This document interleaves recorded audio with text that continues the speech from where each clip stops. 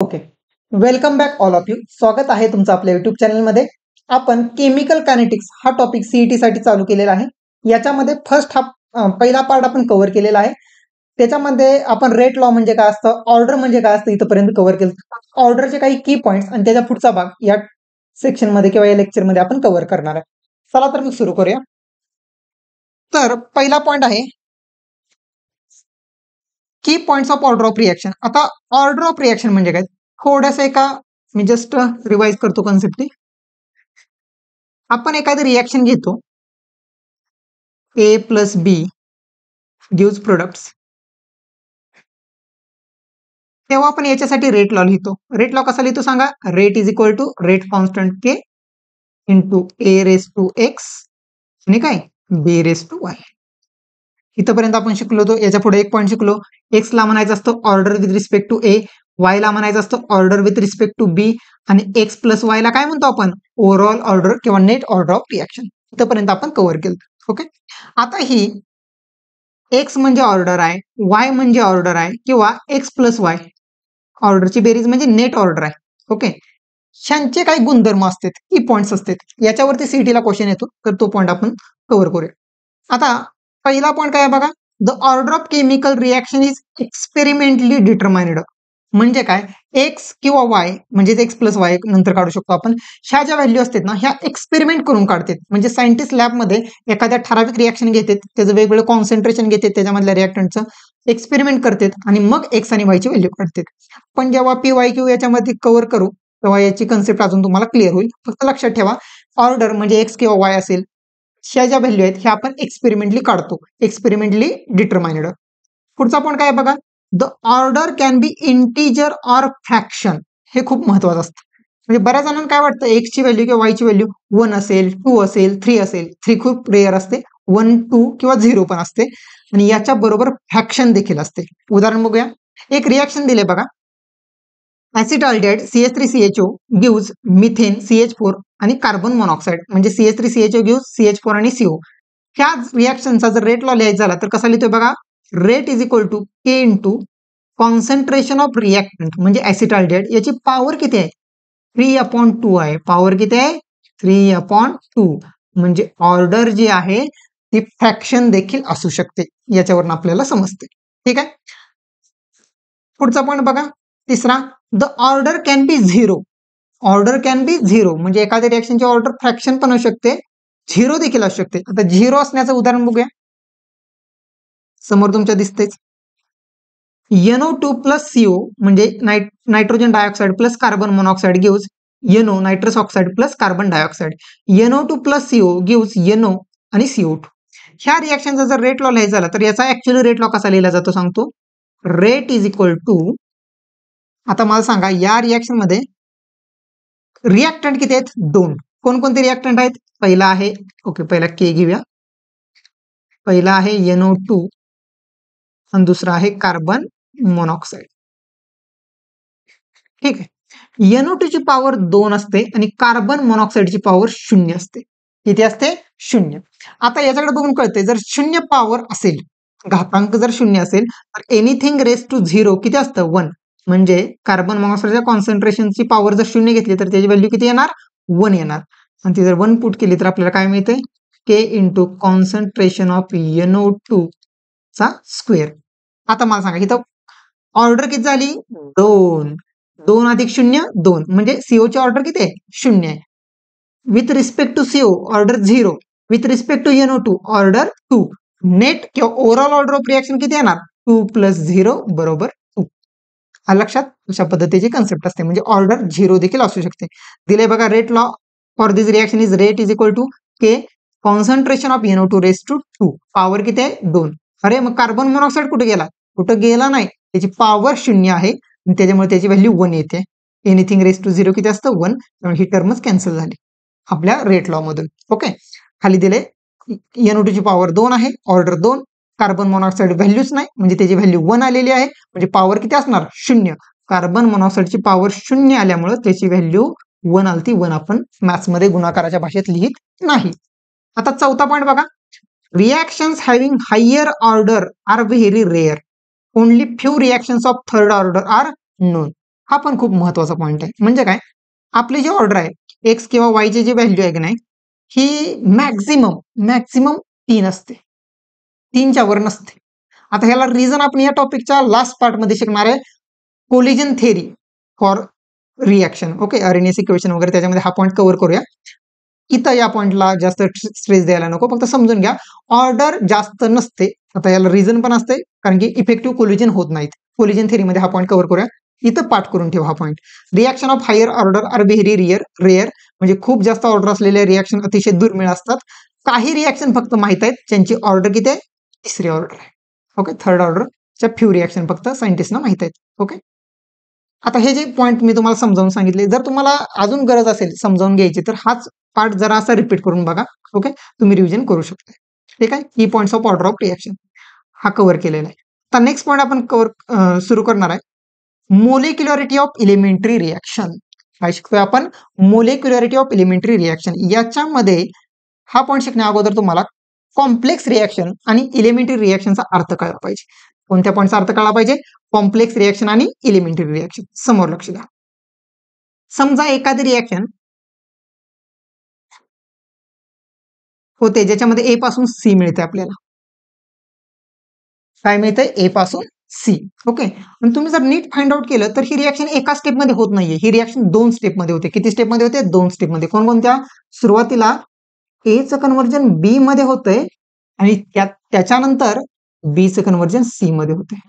त्यामुळे जर तुम्ही ह्या दोन रिॲक्शनची बेरीज केली तर बेरीज करताना बी बी अपोजिट साईडला सेम टर्म आली तर कॅन्सल होते. मॅथ्सच्या इक्वेशनची कन्सेप्ट काय राहतंय, ए गिव्स सी. अच्छा, म्हणजे ह्या रिॲक्शन मध्ये जो कॉमन आहे, सामायिक आहे, तो काय होतोय, कॅन्सल होतोय, राहिलेले आहे असे. म्हणजे आपण जी रिॲक्शन घेतली होती ए गिव्ह सी, ही 2 स्टेपची रिॲक्शन आहे, एका स्टेपची नाही. इलिमेंटरी रिॲक्शन म्हणजे सिंगल स्टेप रिॲक्शन, अशी कन्सेप्ट लक्षात ठेवा. इलिमेंटरी सिंगल स्टेप आणि कॉम्प्लेक्स रिॲक्शन म्हणजे काय, मोर दॅन 1 स्टेप. शॉर्ट मध्ये समजून घ्यायचं, मोर दॅन 1 स्टेप. सीईटी साठी हा लेक्चर घेतोय, त्यामुळे एवढं पुरेसं आहे. तुम्हाला कन्सेप्ट क्लिअर झाली, विषय संपला. ओके, कॉम्प्लेक्स रिॲक्शन म्हणजे काय, अशी रिॲक्शन जी एकापेक्षा जास्त स्टेपमध्ये होते त्याला कॉम्प्लेक्स रिॲक्शन म्हणायचं. जी रिॲक्शन एका स्टेपमध्ये होते त्याला सिंपल रिॲक्शन किंवा इलिमेंटरी रिॲक्शन म्हणायचं. म्हणजे इलिमेंटरी रिॲक्शनला आपण फर्दर ब्रेकडाऊन करू शकत नाही, तीच सगळ्यात सोपी रिॲक्शन असते. ओके, म्हणजे आता A gives B he G reaction आहे ना, ह्या रिॲक्शनला आपण अजून सिम्प्लिफाय करू शकत नाही, अजून त्याला तोडून लिहू शकत नाही. तोडून लिहायचं थांबलं की त्याला म्हणायचं असतंय इलिमेंटरी रिॲक्शन. म्हणजे ह्या दोन रिॲक्शन कशा आहेत, इलिमेंटरी रिॲक्शन आहेत. बरोबर, सिंपल रिॲक्शन आहेत. परंतु ही रिॲक्शन कशी आहे, कॉम्प्लेक्स. का कॉम्प्लेक्स, ही रिॲक्शन दिसताना एका स्टेपची दिसत्या, पण आपण नीट बघितल्यानंतर आपल्याला कळते की 2 स्टेपची आहे. आता तुम्हाला सगळ्यात साधा प्रश्न पडू शकतो की एक्झाम मध्ये आम्हाला कसं कळायचं ही रिॲक्शन सिंपल आहे का कॉम्प्लेक्स आहे. तर ती माहिती त्यांनी क्वेश्चन मध्ये दिलेली असते. ओके, म्हणजे क्वेश्चन मध्ये त्यांनी मेन्शन केलेलं असते ही रिॲक्शन सिंपल रिॲक्शन आहे किंवा इलिमेंटरी रिॲक्शन आहे. सिंपल म्हणजेच इलिमेंटरी आणि ही रिॲक्शन कॉम्प्लेक्स रिॲक्शन आहे, असं क्वेश्चन पेपर मध्ये मेन्शन केलेलं असतं सीईटी साठी. त्यामुळे आपल्याला त्याचा जास्त लोड घ्यायची गरज नाही. ओके, कॉम्प्लेक्स रिॲक्शन एकापेक्षा जास्त स्टेपमध्ये होते, इलिमेंटरी रिॲक्शन एका स्टेपमध्ये होते. ओके, खाली बघा डेफिनेशन. आता molecularity of elementary reaction. Elementary reaction म्हणजे काय, अशी रिॲक्शन जी फर्दर ब्रेकडाऊन करू शकत नाही, एका स्टेपमध्ये होत्या, सिंगल स्टेपची रिॲक्शन. आता मोलेक्युलरिटी म्हणजे काय, साध्या भाषेत समजून घ्या. इलिमेंटरी रिॲक्शन मध्ये किती मोलिक्यूल रिॲक्टंटचे भाग घेतात, रिॲक्टंटचे किती मोलिक्यूल इलिमेंटरी रिॲक्शन मध्ये भाग घेतात, त्याला म्हणायचं असतं मोलेक्युलरिटी ऑफ रिॲक्शन. एक उदाहरण बघूया. समजा, okay, the molecularity of elementary reaction is defined as number of molecules taking part in chemical reaction. म्हणजे रिॲक्टंटचे किती मोलिक्यूल रिॲक्शन मध्ये भाग घेतात, रिॲक्टंटचे, त्याला म्हणायचं असतं मोलिक्युलरिटी. बघ, आता एक रिॲक्शन घेतोय, ह्या रिॲक्शनला बघा जरा नीट. N2O5 gives twice NO2 plus half O2. आता या रिॲक्शन मध्ये रिॲक्टंटचे किती मोलिक्यूल भाग घेतात, थोडंसं करेक्शन करूया. As the number of reactant molecules, इथं कोणता शब्द पाहिजे, रिॲक्टंटचे मोलिक्यूल. थोडंसं करेक्शन करतोय मी.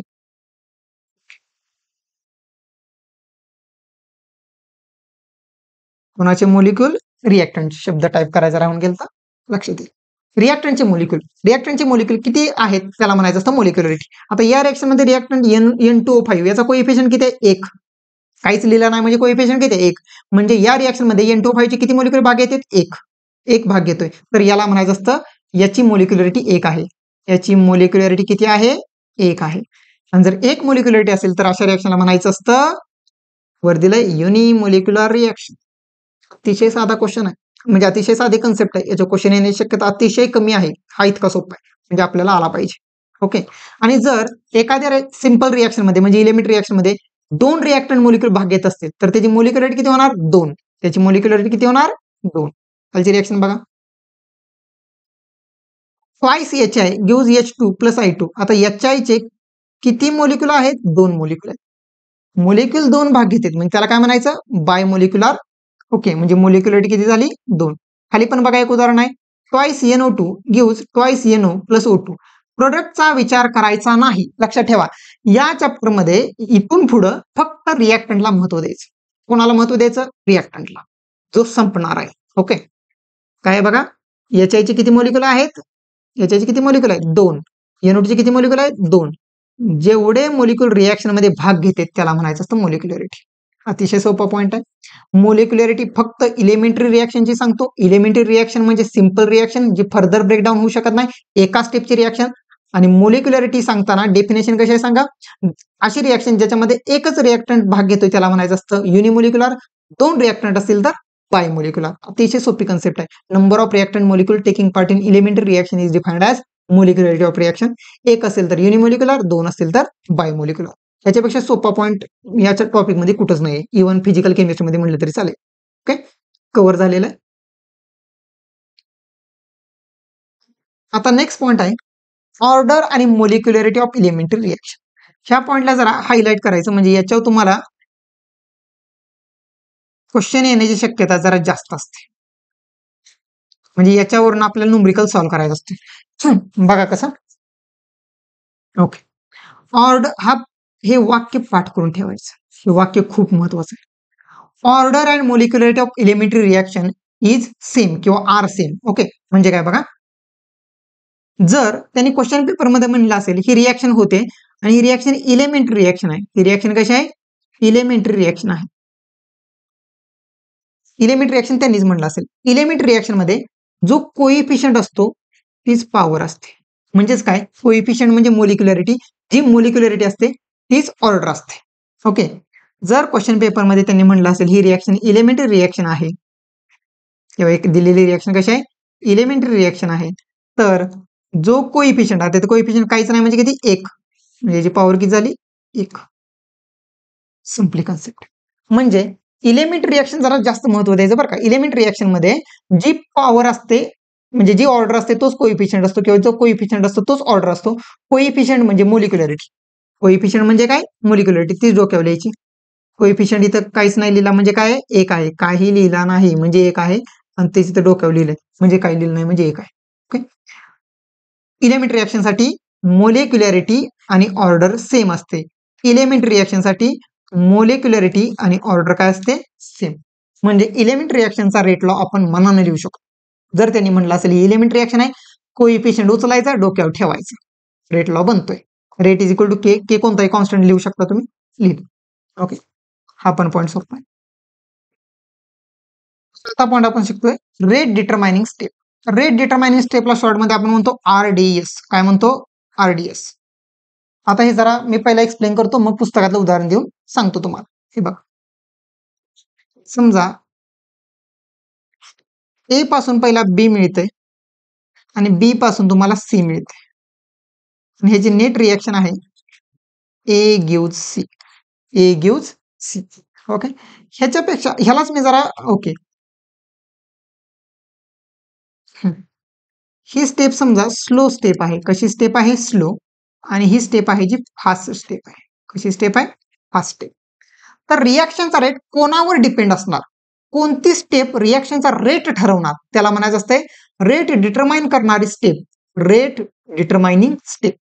आता हेच मी जरा एक व्यवहारातलं उदाहरण देऊन सांगतो. समजा तुम्हाला A या गावावरून B पर्यंत जायचंय, त्यानंतर B पासून C ला जायचंय. ठीक, इथं अतिशय रस्ता खराब आहे, त्यामुळे तुम्ही गाडी एक 20-30च्या स्पीडने फक्त चालवली. फास्ट गाडी चालवू शकत नव्हता. 20च्या स्पीडने गाडी चालवली समजा. आणि इथं रस्ता गुळगुळीत आहे, अतिशय चांगला हायवे. ओके, आणि इथं तुम्ही 80च्या स्पीडने गाडी चालवली. 30 स्पीडने चालवली, 80 चालवली. आता तुम्ही तुमच्या मित्राला भेटायला सी या ठिकाणी चाललाय आणि तुम्ही गाडीचं अतिशय स्पीड वाढवलं, म्हणजे 20 पहिला 20च्या स्पीडनं गेला आणि त्यानंतर 80 स्पीडनं गेला आणि सी या ठिकाणी पोहोचला. हे तुम्ही पोहोचला आणि तुमच्या मित्रानं तुम्हाला विचारलं, हो, मित्रानं किंवा मैत्रिणीने तुम्हाला विचारलं की अरे बाबा, तुला या सी या गावाला पोहोचायला किंवा मला भेटायला यायला इथपर्यंत पोहोचायला इतका वेळ का लागला? तर तू काय सांगणार सांग? मी बी टू सी अतिशय जास्त स्पीडनं आलो म्हणून मला उशीर झाला. नाही नाही, तू काय सांगणार सांग? ए टू बी रस्ता अतिशय खराब होता, तिथं गाडी अतिशय मी स्लो चालवली. लक्षात ठेवा, तिथं गाडी अतिशय मी स्लो चालवली, ह्याच्यामुळे मला वेळ झाला. लक्षात. म्हणजे आपण ब्लेम कोणावर करतो? जो रस्ता खराब आहे, जी स्टेप स्लो आहे. ओके, म्हणजे इथून इथं आपण पोहोचणार हे सगळं कशावर डिपेंड आहे? किती वेळात पोहोचणार, लवकर पोहोचणार, उशिरा पोहोचणार? जो रस्ता खराब आहे ना त्याच्यावर डिपेंड. तो जर रस्ता चांगला असेल तर आपण सलग पोहोचणार. लक्षात, फास्ट पोहोचणार, वेळेत पोहोचणार. ओके, याच्यावरून आपल्या लक्षात काय येते?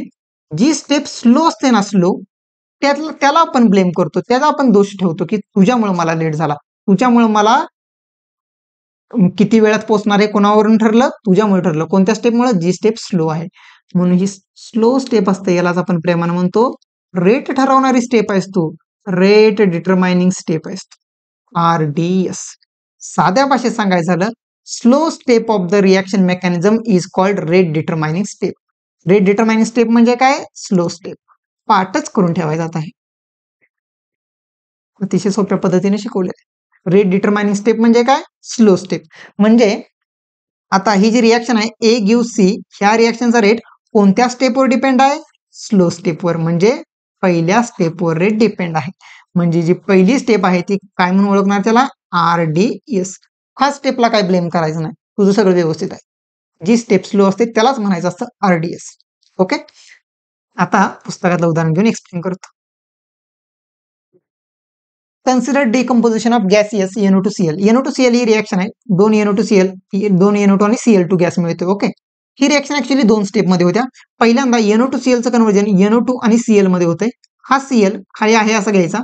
दुसरा NO2Cl वरच्या स्टेपच्या Cl बरोबर रिॲक्शन करतोय, म्हणजे NO2 plus Cl gives NO2 plus Cl2. Exam मध्ये हे दिलेलं असतं, आपल्याला काय पाठ करून जायचं नाही, जास्त डोकं लावायचं नाही. ओके, आता याच्यामध्ये आणि ह्या 2 स्टेपची बेरीज केली की आपल्याला, आता ही नीट बघा, Cl इकडे पण तयार होतंय आणि इकडे युज होतंय, म्हणजे जे कॉमन असतं 2 अपोजिट साईडला असतं ते कॅन्सल होत असतं. Cl काय झाला? कॅन्सल. इथं जरा बॅलन्स करताना चुकलं, इथं 2 येणार, कारण कसं काय, हा NO2Cl आणि हा NO2Cl किती तयार होणार? 2 NO2Cl. हा NO2 आहे असा लिहिला, बरोबर. ओके, आणि इथं Cl2. हे थोडंसं काहीतरी मिस्टेक झाल्या, पण जाऊ दे, त्याला आपण जास्त स्ट्रेस द्यायला नको, लक्षात येईल तुमच्या. Twice NO2Cl gives NO2 plus Cl2. Okay, आता हे 2 स्टेप आहेत, ह्याच्यामध्ये जी पहिली स्टेप आहे ती स्लो स्टेप आहे. पहिली स्टेप कशी आहे? स्लो स्टेप आहे, आणि खालची स्टेप आहे ती कशी आहे? फास्ट स्टेप आहे.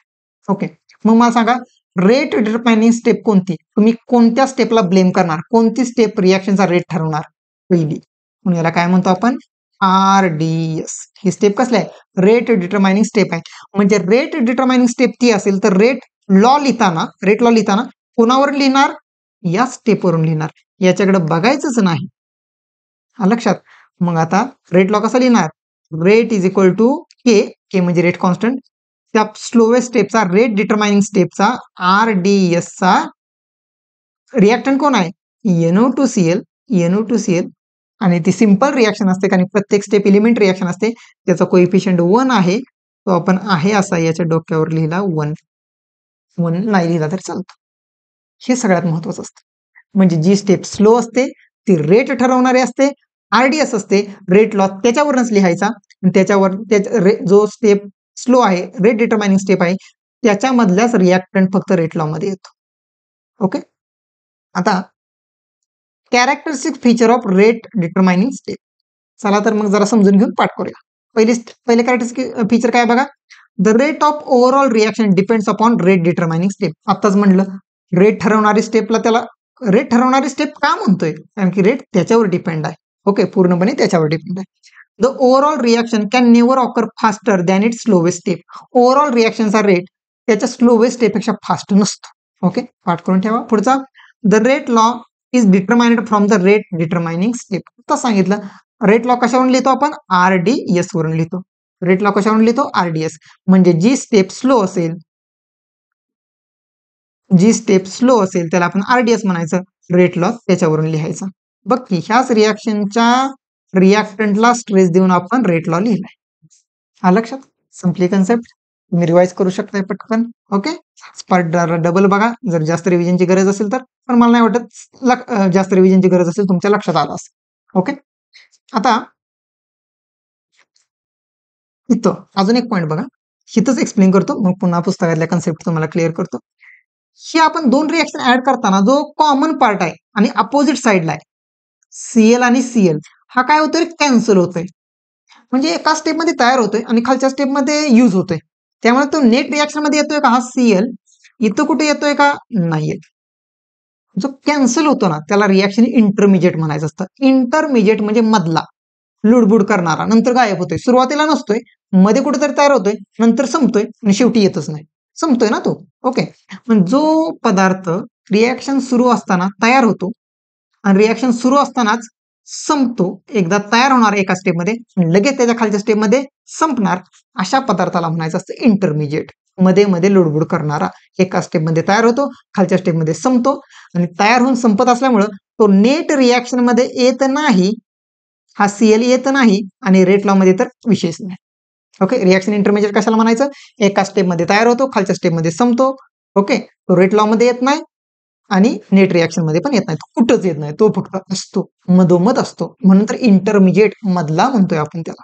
ओके, आता चला हीच कन्सेप्ट जरा पुस्तकातली रिवाइज करूया, म्हणजे क्वेश्चन तुम्हाला बुकिश लँग्वेज तुम्हाला माहित पाहिजे. हे बघा, तुम्ही मराठीत समजून घ्या, कन्सेप्ट क्लिअर करा.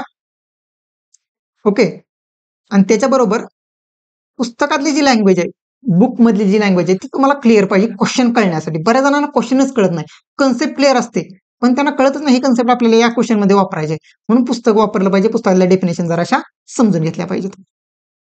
बघा, रिॲक्शन इंटरमिजिएट, आता जे मराठीत सांगितले ते जरा पुस्तकातल्या लँग्वेज मध्ये समजा. The additional species other than reactant or product formed in reaction mechanism, म्हणजे आपण जे फोडून फोडून लिहितो ना एक दोन स्टेप मध्ये, त्याला रिॲक्शन मेकॅनिझम म्हणतात. During the course of reaction, म्हणजे रिॲक्शन चालू असताना, are called reaction intermediate. Okay, म्हणजे रिॲक्शन चालू असताना रिॲक्टंट आणि प्रोडक्ट, मेन रिॲक्टंट आणि मेन प्रोडक्ट सोडून जे आधीमध्ये तयार होते आणि संपतेत पण, त्याला म्हणायचं असतं रिॲक्शन इंटरमिजिएट. आता मगाचंच उदाहरण, एका स्टेपमध्ये तयार होते, हे बघा जास्त काय लोड वाटत असेल, हा क्वेश्चन सीईटीला आतापर्यंत 2 वेळा आलेला आहे. कसं ओळखायचं रिॲक्शन इंटरमिजिएट, रिॲक्शन लिहायला जायचं, रिॲक्शन लिहिताना तुम्हाला आपोआप कळतंय दोन्ही साईडला आहे, रिॲक्शनच्या अपोजिट साईडला आहे. आता हा Cl राईट हँड साईडला आहे आणि हा तसा Cl लेफ्ट हँड साईडला आहे, म्हणजे ह्या स्टेपमध्ये तो तयार झालाय आणि आता ह्या स्टेपसाठी तो यूज होणार आहे, म्हणजे तो कॅन्सल आउट होणार आहे, तो येणार नाहीये कुठं. जो येणार नाहीये, जो कॅन्सल आउट होणार आहे, त्याला म्हणायचं असतं रिॲक्शन इंटरमिजिएट. लक्षात.